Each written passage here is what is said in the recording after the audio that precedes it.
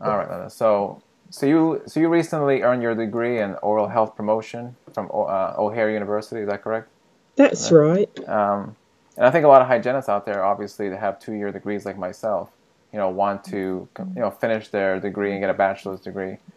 And so this is something I think a lot of hygienists will want to know about. I know it's a 6-month program, so it's relatively short, maybe compared to others. But before we get into all that, can you just give us an idea of what your education was before you started OHU? Um, the extent of my further education is I was an operating room technician Mm-hmm. initially. Yeah.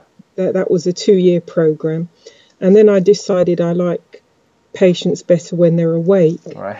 So so I switched to dentistry, and I wanted to be a hygienist, but in Britain, being a dental assistant first was a prerequisite. So I Okay. did dental assisting and then dental hygiene.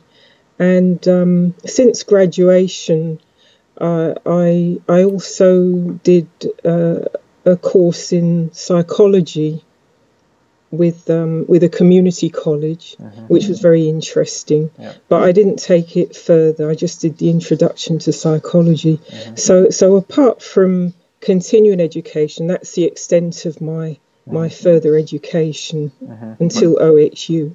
But as far as the dental hygiene degree, do you have is it a 2-year program that you went through for hygiene? Um, it was actually 1 year 1 year, yeah. because being a certified dental assistant was a Oh, I prerequisite. gotcha. So it's a combination So of things. Yeah. yeah, so it's Yeah. very a short, very intensive program. Mm-hmm. And why did you choose to pursue a bachelor's degree personally? What were your personal reasons for doing that? I I always wanted to pursue a degree. I wanted to be challenged intellectually and to stretch myself professionally Mm-hmm. also. Mm-hmm. And I know you do. I took your CE course on Hygiene Town, and I know you do some speaking too, right, Linda? Yes. Um, so do you think having a bachelor's degree in the dental world is gives you more respect, I guess, when you do stuff like that? You think that helps? Like, I think yeah, so. yeah. I think so. A lot of people ask me about it, and they want to know how best they can further their education Mm-hmm. with a degree. Mm-hmm. So there's been a lot of interest in O'Hare University. Yeah. And I know in your case, you're in Canada right now, right? That's right. Right. And I know, in the U.S., there's quite a few other completion degree programs for people that have Yes. associate's degree. Did you look into any other ones besides OHU as far as the completion program? Or, Yes, I looked at a few mm-hmm. in Canada. There's a program with the University of Toronto, Mm-hmm. and it's more geared to hygienists who want to do research Yeah. or who want to be faculty in the dental hygiene schools. Mm-hmm. And most of the degree completion programs for hygienists have prerequisites like you have to do chemistry courses before you can actually start the degree completion, Mm-hmm. which wasn't really for me. That wasn't really the kind of education I was looking for. Mm-hmm. I hear you. I mean, I looked at a couple of programs myself a couple of years ago because I have a 2-year degree too, and it just seemed like a lot of the admission process for a lot of the degree programs seemed very convoluted. Like trying to figure out like, Yes. okay, I have to have a certain kind of course. This course has to fall into this category, to make sure. And it just seemed like in most cases there was a lot of overlap. I would have to retake courses or whatever, or even like the best case scenario would still be like a 2 years of schooling again, to get that bachelor's degree. And one of the things when I was talking to Tricia on her interview about, they basically recognize what we went through in the 2-year program as really a bachelor's degree because there's so much work involved and Yes. there's a lot of politics involved. I think with the 2-year programs in the U.S. at least. So it's really recognizing, right, like that you kind of already earned that degree to some extent, and that's part of the reason why it's only 6 months. Is that right? This is Yeah, it. yeah, That's right. yeah. Let's see. Let's get into the requirements of the program. Oh, I'm getting that feedback again, Linda. I don't know if it's. Are you? Yeah, I don't know. If you push the speakers back a little bit, it might help. Yeah. Okay, that's good. I think. Yeah. Yeah, that's good. Okay. Yeah. Yeah. So the couple of the requirements of the program. There's the ultimate research project, right? The big project that you do for the program. That's There's right. the portfolio, the weekly conferences that you guys do. Can you talk a little bit about those things for the requirements for the program and what that Yes. involves? The weekly video conferences are so that we can interact as a class and interact with the faculty, and also give and receive support to the students.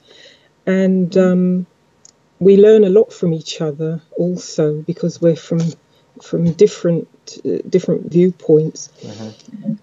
And also they have on the university website there are wikis. Everyone has their own page, and you're encouraged to write whatever you're learning and your reflections on what you're learning, and share it with your classmates also. And it helps to develop our writing and critical thinking skills.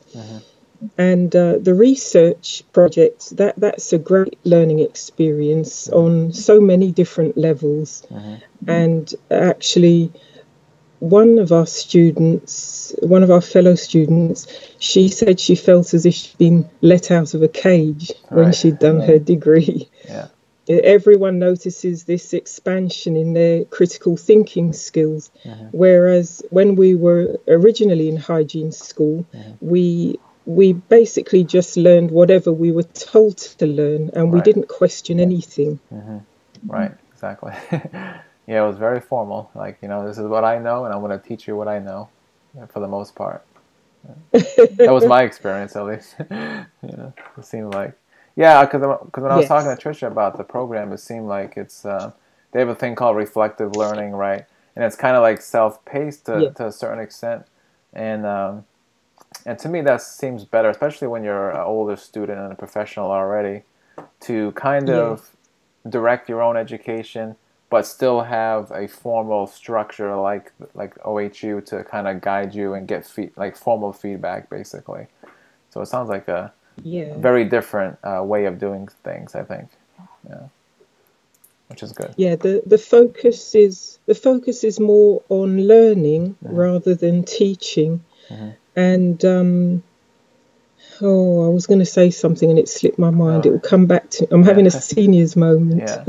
So as far as the instructors, Linda, like how do they facilitate the weekly video conferences you guys have? Like what's their role? Do they just kind of guide the conversation, or how does that work?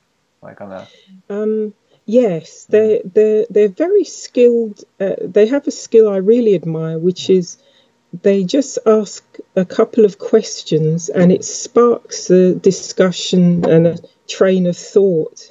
It's an ability I would like to emulate, to be able to ask the right questions, and then you just have this kind of aha moment when your learning and your thinking expands.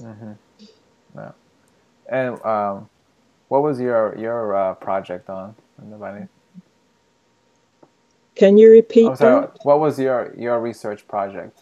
My research project was it was to investigate the relationship between an objective clinical measure of dry mouth score with the responses to the questionnaire. It's basically comparing the clinical signs with the symptoms that the patient feels.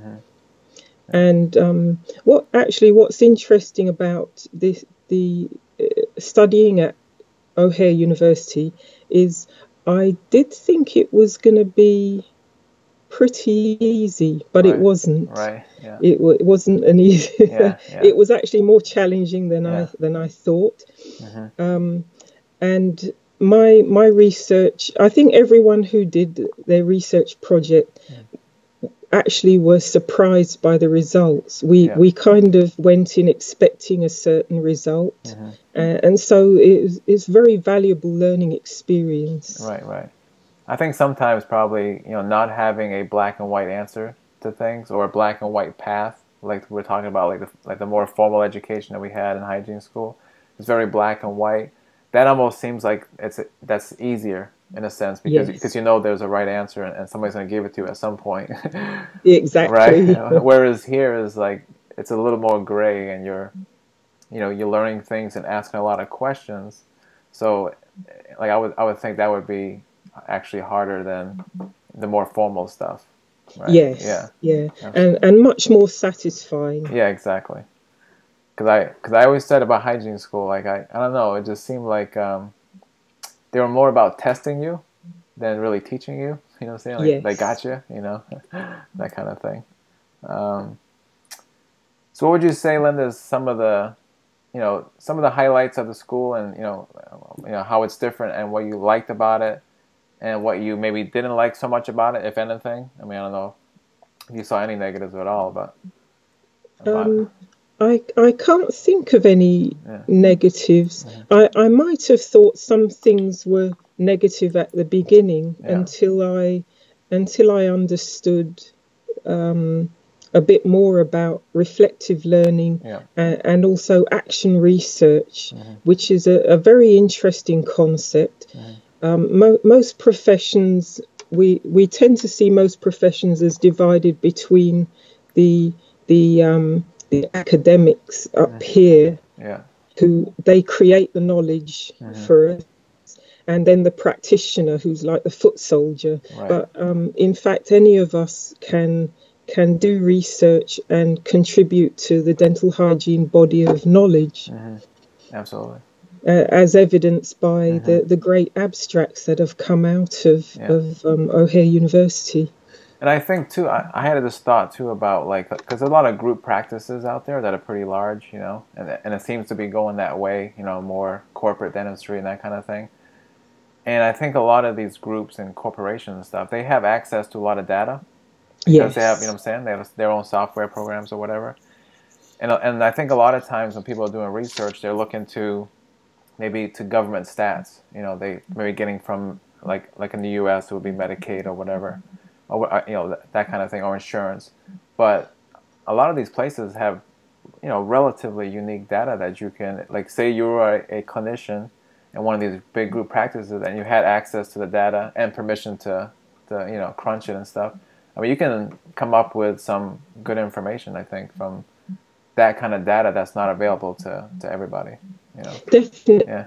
There's a great potential there for some valuable research. Yeah. So like I said, people in the clinical situation, they can do their own research basically, and share it with others. Yes. Yeah, so the other thing, Linda, is the mentoring program. Did you do that? Yes. You did that, and what is that, and how was it? It's a postgraduate program after you've done your degree in oral health promotion, and you mentor a class as they work towards their degree under the guidance of the faculty. And I learned an awful lot about learning, and it's really been valuable to me in both in my clinical work and also when I'm teaching continuing education. Are you basically sitting in with the class, like on the video conferences, or how does that work? That's right. Yeah. I joined the class. We joined the class in their video conferences, and also we were encouraged to do a few on our own as well. And so it was a lot of fun to work with the students, and also to ways of helping them make the transition to being students again. Right, right.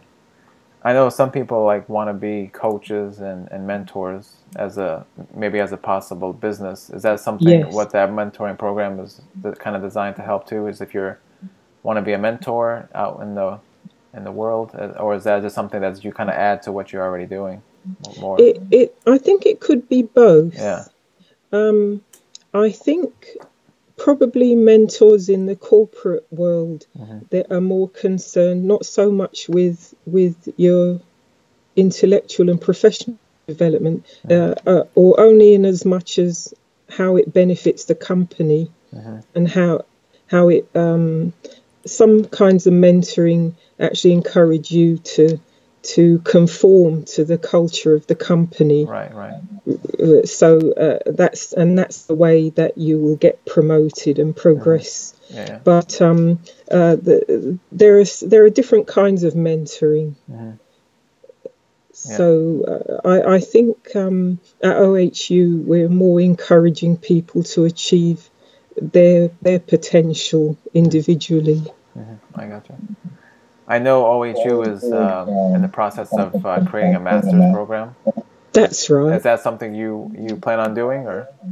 I would love to do Yeah, that. yeah. Yes. Is the focus different? I know they were talking more about like more of a business, like a business focus, maybe something like that. I'm not That's sure. right. Yeah. Also, in the bachelor's project, they also want to see it's an integration of the scientific, and also to integrate a business component, because obviously oral health promotion, whatever we do, somewhere it has to be financed. So that's also something we need to know about in order to bring the benefits of oral health promotion to the public. Yeah, and I know OHU has a big emphasis on prevention. Yes. Yeah, not so much on the treatment part of it. Is that something you guys still talk about though in the program, as far as like treating perio in a non-surgical way, like we do as hygienists, or you guys, really focus on prevention aspects of things more? Would you say? I think it's that whatever the students, whatever aspect of prevention the students are interested in. And I guess there are different levels of prevention. Right. There's like primary or secondary prevention. So that all has a place in our profession. Yeah. And you're in Canada, Linda, so I know you guys are more independent than we are in the U.S. Can you guys legally practice independently in where you're at in Toronto? Yes. You can. Yeah, in Ontario we can open independent practice. Yeah. Is that how it is nationwide, or is that just in certain provinces? It's still just certain provinces. Yeah. I know, because here in the U.S. it's only, I think for the most part, it's Colorado that allows it. I think some other states they allow, but it's like limitations. Like it has to be in a public setting or something like that. So I hope the U.S. Allows that in the future to make us more free to think outside the box and do other things. So we can be out there. Yeah, this is the thing is in Ontario, dental hygienists have been self-regulating since 1994. Yeah. And this is what led down the path to independent practice, because one profession should not regulate another. There's a conflict of interest. Yeah. Where a dentist is going to be regulating the dental hygiene profession. Yeah, I think it causes a little bit of friction here in the U.S. Like, some states is pretty restrictive, whereas other states is relatively open, and this is like such a wide difference, in so many places. Can you guys practice in any province, or do you have to have a license for each province? You know what I'm saying? Yeah, you need to have a license for each province. Yeah. We, Okay. yeah, we have a national certificate, so that I think you don't have to sit the theoretical examination, but I think you still have to do a clinical exam. Yeah. And some province, there's still some provinces where in Ontario we cannot give local anesthesia, but in Vancouver, in Yeah. British Columbia, you can do that. So there's still some differences in the scope of practice. Right. Very good. All right, Linda. So the final thing, there's a lot. I'm sure there's a lot of hygienists out there that are kind of on the fence or in the process of looking for a degree completion program. What would you say to those that are kind of on the fence about attending OHU? Like, what would you say, like, about kind I of? would Yeah. say just go for it Yeah. and do it, Yeah. and it's really worthwhile. And also, the I remember when I was looking at Athabasca University, that's also in Canada. They have a program for hygienists online, Yeah. but each credit was about $500, and Yeah. each Yeah. course is 3 or 6 credits. So it's very costly. Yes. And OHU, they want to make the higher education accessible Yeah. to all hygienists. And it's a great program for clinicians. So I would say go for it, definitely. It's really worthwhile. Yeah. And I had the same experience when I was looking at other programs too, Linda. The cost in the U.S. Ranges many, many, many thousands of dollars to up to, I think one was like 22,000 or something like that. So it's pretty expensive. Yeah, and it's very affordable. I know the current tuition is, I think this month they're changing it to like $29.50, which is, $29.50 to get your bachelor's degree. It's not really a money issue. No, Yeah, at no. all. All right, Linda. Thank you again. Well, thank you so much. It's been a pleasure. And I will have this posted in probably tomorrow, something like that. Oh, Yeah, okay. I'll look forward I to gotta process it. All right, that. just hang on for a second. I'm just gonna stop the recording, and then. All right. So have a good weekend. Okay, same to you. Thank you so much, Mark. All right. Sorry about the technical That's all right.